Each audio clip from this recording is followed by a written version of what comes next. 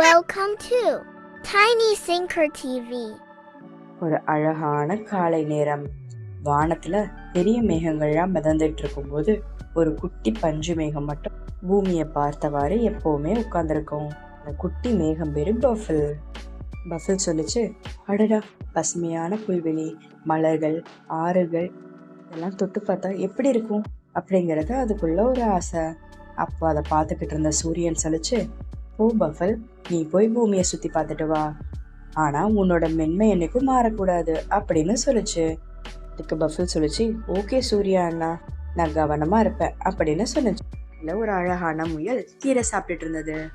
பஃபில் அழகான புல்வெளி மேல பொஃப்னு உட்கார்ந்தது. அது பக்கத்துல இருந்த முயல் பார்த்து, அடடா, மேகம் கீழே விழுந்துருச்சா அப்படின்னு ஆச்சரியத்தோட கேட்டது. அதுக்கு பஃபில் சொல்லிச்சு, இல்ல, நான் பூமியை சுத்தி பார்க்க வந்தேன் அப்படின்னு சொன்னுச்சு. முயல் பஃபில பார்த்து சொல்லிச்சு, நீ அழகா மென்மையா இருக்கியே அப்படின்னு சொன்னுச்சு. பஃபில் முயலை பார்த்து கேட்டுச்சு, உனக்கு விளையாட தெரியுமா, நீ விளையாடுவியா அப்படின்னு கேட்டது. அதுக்கு முயல் சொல்லிச்சு, எனக்கு தாவ தெரியும் அப்படின்னு சொன்னுச்சு. அதுக்கு பஃபில் சொல்லிச்சு, எனக்கு விளையாட சொல்லி தரியா, நம்ம ரெண்டு சேர்ந்து விளையாடுவோமா அப்படின்னு கேட்டது. முயலும் பஃபிலும் சேர்ந்து தாவி விளையாண்டாங்க. பக்கத்துல ஒரு தோட்டத்துல சூரியகாந்தி பூக்கள் எல்லாம் ரொம்ப வாடி போய் இருந்தது. அப்ப சூரியகாந்தி பூக்கள் கூப்பிட்டது, அன்புள்ள மேகமே, நாங்க ரொம்ப தாகத்துல வறண்டு போய் இருக்கோம், எங்களுக்கு தண்ணீர் தர முடியுமா அப்படின்னு கேட்டது. அதுக்கு முயல் சொல்லிச்சு, மலர்கள் தாகமா இருக்காங்க, உன்னால உதவ முடியுமா அப்படின்னு கேட்டது. கவலைப்படாதீங்க, நான் உங்களுக்கு உதவுறேன் அப்படின்னு பஃபில் சொல்லிச்சு. பஃபில் தன்னைத்தானே குலுக்கியதும் மழை பெய்தது. சில மழை துளிகள் மேலே பட்டதும் மலர்கள் மலர்ந்தது, வண்ணமயமா காட்சியளித்தது. உடனே பஃபிலுக்கு அது நன்றியும் சொன்னது. முயல் கை தட்டியவாறு, நீ ஒரு ஹீரோ மேகம் அப்படின்னு சொன்னது.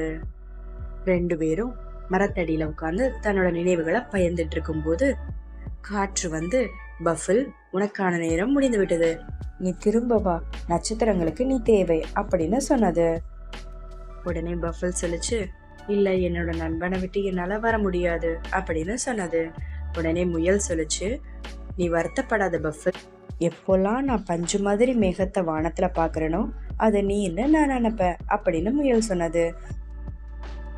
ஆம், நாங்கள் எப்போதெல்லாம் மலர்கின்றோமோ அப்போதெல்லாம் உங்கள் மலை துளிதான் எங்களை உயிர்ப்பிக்கிறது என்று நாங்கள் நினைப்போம் அப்படின்னு மலர்கள் சொல்லிச்சு.